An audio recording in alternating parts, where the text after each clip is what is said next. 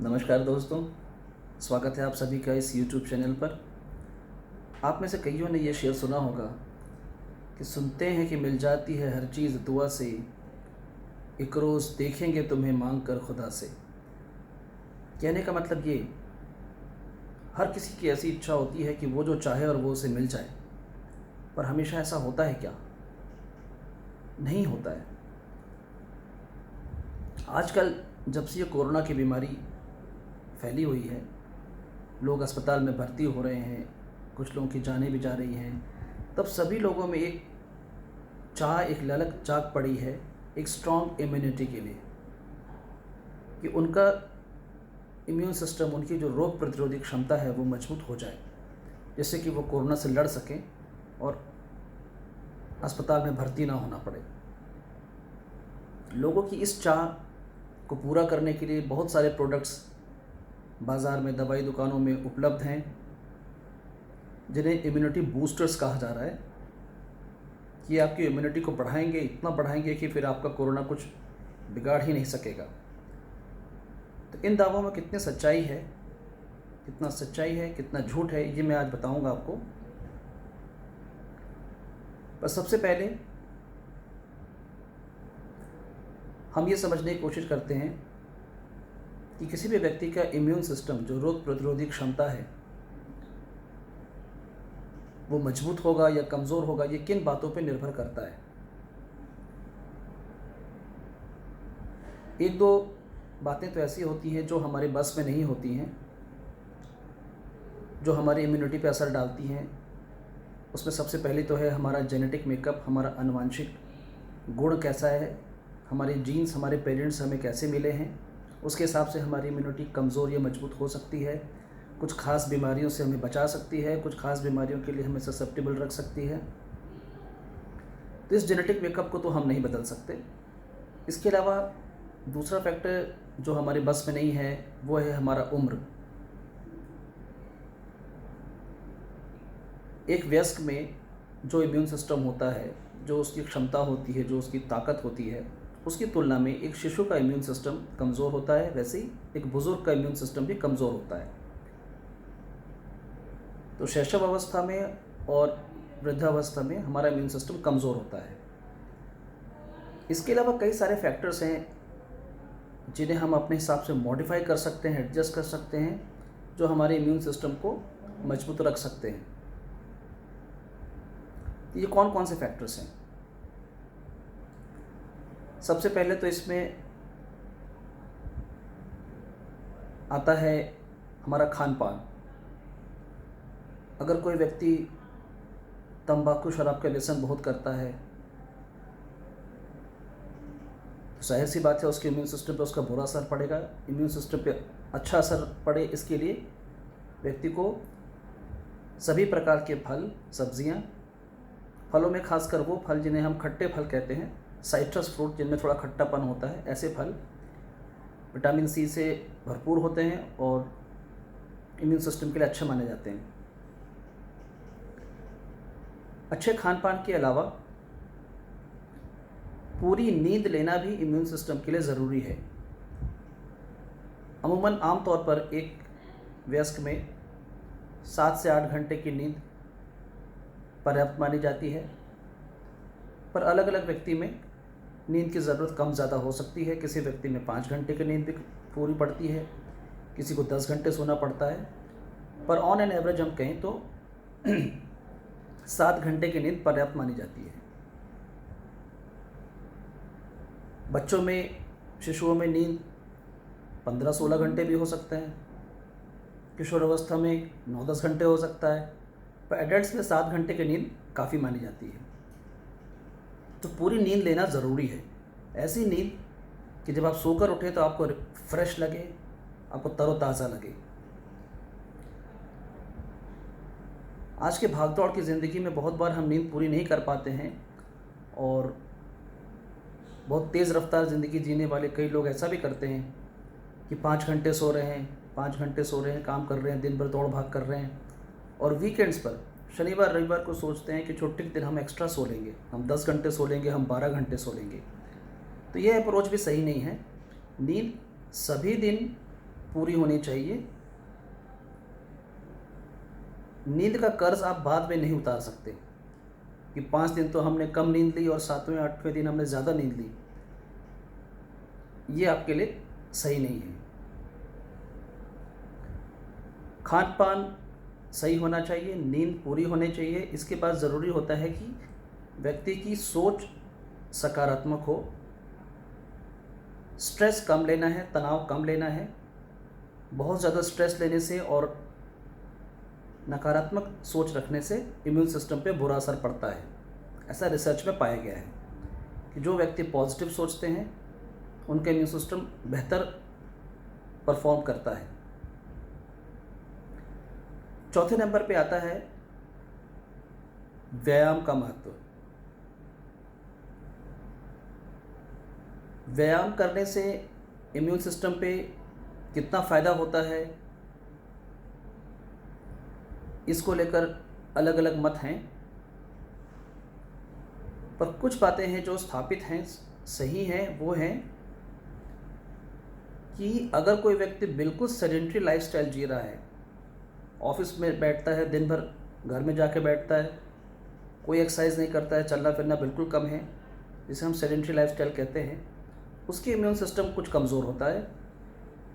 उसी तरह जो बहुत ज़्यादा कसरत करता है, ओवर ट्रेनिंग, थोड़ी बहुत कसरत सही है, करना चाहिए, इम्यून सिस्टम के लिए अच्छा है, पर ओवर ट्रेनिंग से भी इम्यून सिस्टम पे बुरा असर पड़ सकता है। अपने आप को अपनी लिमिट से ज़्यादा स्ट्रेस ना करें।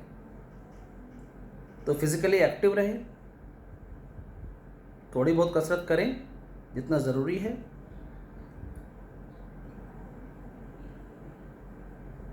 फिर अभी गर्मी के दिन जैसे शुरू हो रहे हैं, तो एक और महत्वपूर्ण बात है जो मैं आपको बताना चाहूँगा कि डिहाइड्रेशन से भी बचें।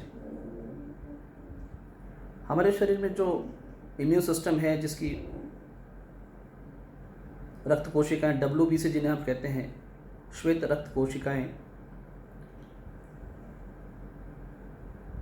ये एक द्रव में घुली होती हैं और हमारे शरीर में रक्त वाहिनी के बाहर प्रवाह करती हैं, जिसे हम कहते हैं लिम्फेटिक सिस्टम। इसमें रक्त से अलग एक्स्ट्रा सेलुलर फ्लूइड जो होता है, जिसे हम लिम्फेटिक फ्लूइड कहते हैं, उसका प्रवाह होता है। डिहाइड्रेशन होने की अवस्था में, जब आपके शरीर में पानी की कमी हो जाए बहुत, उस अवस्था में लिम्फ कम बनेगा, उसका प्रवाह कमज़ोर हो सकता है, तो इम्यून सिस्टम का परफॉर्मेंस कमज़ोर हो सकता है। इसलिए पर्याप्त मात्रा में पानी पिए। ये तो हो गए वो फैक्टर्स जो आपके इम्यून सिस्टम को सपोर्ट करते हैं, मजबूत करते हैं। अब बात आती है इम्यूनिटी बूस्टर्स की। जैसे शुरू में मैंने बताया कि फल सब्जियां जिनसे हमें विटामिन C वगैरह मिलता है, वो हमारे स्वास्थ्य के लिए, इम्यून सिस्टम के स्वास्थ्य के लिए अच्छी मानी जाती है। इसी लॉजिक को आगे बढ़ाते हुए बहुत से लोग ऐसा सोचते हैं कि विटामिन्स और तरह तरह के काढ़ा, तरह तरह की नुस्खे लेने से इम्यून सिस्टम मजबूत हो सकता है। तो इम्यून बूस्टर्स, मल्टीविटामिन्स तभी कारगर होंगे जब आपके शरीर में उन विटामिन्स की डेफिशिएंसी है, अगर आप कमी है, अगर आपका खान पान सही नहीं है, फल सब्जियां कम खाते हैं, खाना ठीक से नहीं खाते हैं, समय पर नहीं खाते हैं, और आपके शरीर में बहुत सारे विटामिन्स की कमी है, खासकर vitamin C, vitamin B6, vitamin E, vitamin D, इनकी कमी है, तो आपके इम्यून सिस्टम का शरीर के अन्य सिस्टम की तरह ही परफॉर्मेंस कमज़ोर हो सकता है। तो अगर आपके शरीर में इन विटामिन्स की कमी है, तो डेफिनेटली ये विटामिन्स सप्लीमेंट लेने से आपको फ़ायदा होगा। पर इनका कुछ मेगा डोज लेने से आपको कुछ एक्स्ट्रा फ़ायदा होगा, इसका कोई वैज्ञानिक प्रमाण नहीं है। तो आज के समय में जब ये महामारी कोरोना की फैली हुई है, तो यह मानते हुए कि ज़्यादातर लोगों में विटामिन की कमी हो सकती है, तो डॉक्टर के द्वारा प्रिस्क्राइब्ड मात्रा में vitamin C, vitamin B6, vitamin D लेने में कोई बुराई नहीं है। अगर आपके शरीर में इन विटामिन की कमी है, तो ये विटामिन उस कमी को पूरा करेंगे और आपका इम्यून सिस्टम ठीक से परफॉर्म करेगा। पर इस धोखे में नहीं रहना है कि विटामिन्स लेने से, खासकर उसका कुछ एक्स्ट्रा डोज लेने से आपका इम्यून सिस्टम ज़्यादा स्ट्रांग हो जाएगा, ऐसा नहीं सोचना है। यहाँ इम्यूनिटी बूस्टर्स की तुलना में एक कॉस्मेटिक क्रीम आती थी फेयर एंड लवली, उससे इसकी तुलना करना चाहूँगा। फेयर एंड लवली के बारे में ये कहा जाता था कि इसे लगाने से लोग गोरे हो जाते हैं, जो कि बिल्कुल ही अवैज्ञानिक कथन है। कोई भी व्यक्ति अपने नेचुरल कॉम्प्लेक्शन, जो उसका नेचुरल रंग है, उससे ज़्यादा गोरा नहीं हो सकता। अगर कोई व्यक्ति खान पान में विटामिन की कमी की वजह से, पानी की कमी की वजह से, धूप में बहुत ज़्यादा रहने की वजह से उसकी त्वचा स्वस्थ नहीं दिखती है, सांवलापन आ रहा है, तो उसे फेयर एंड लवली लगाने से थोड़ा फ़ायदा हो सकता है, उसका नेचुरल कॉम्प्लेक्शन वापस आ जाएगा। जैसे मैं अगर बहुत ज़्यादा धूप में घूमता रहा हूँ और मुझे सांवलापन हो रहा है, तो फेयर एंड लवली लगाने से मेरा रंग वापस आ जाएगा। लेकिन अभी की अवस्था में जैसा रंग मेरा अभी है, फेयर लवली लगाने से मैं किसी अंग्रेज़ की तरह गोरा और ज़्यादा गोरा नहीं हो सकता। तो फेयर एंड लवली वहीं कारगर है जहाँ पर किसी वजह से सांवलापन आ गया है, आपका नेचुरल कॉम्प्लेक्शन से आप ज़्यादा डार्क हो गए हैं। फेयर एंड लवली लगाने से आपका नेचुरल कॉम्प्लेक्शन वापस आएगा, उससे ज़्यादा गोरे आप नहीं हो सकते। उसी प्रकार इम्यूनिटी बूस्टर्स का सिर्फ इतना रोल है कि आपके शरीर में कुछ विटामिन्स की कमी है, तो उन विटामिन्स की कमी को ये पूरा करेगा, तो आपके इम्यून सिस्टम को जो सपोर्ट चाहिए विटामिन्स का वो पूरा मिलेगा, आपका इम्यून सिस्टम ठीक से परफॉर्म करेगा। पर आपका जो नेचुरल इम्यून क्षमता है, इम्यूनिटी है, ये सप्लीमेंट उसको बढ़ा देंगे, इस धोखे में नहीं रहना है।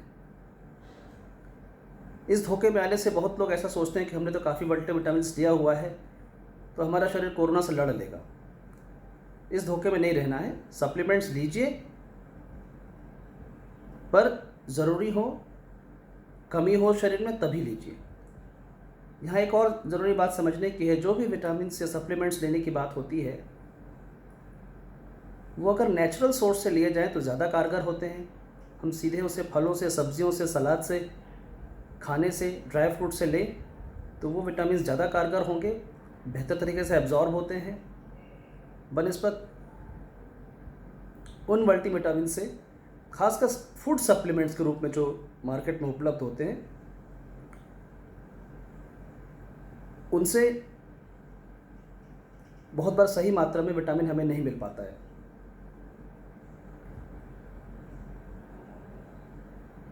तो मेरा ख्याल है इम्यूनिटी बूस्टर्स के बारे में आपकी दुविधा का समाधान हो गया होगा।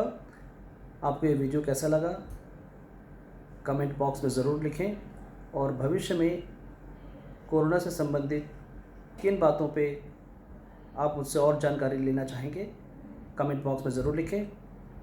मैं आप आगे के वीडियो में उन पॉइंट्स को कवर करने की कोशिश करूँगा। फ़िलहाल के लिए मुझे इजाज़त दीजिए। धन्यवाद। नमस्कार।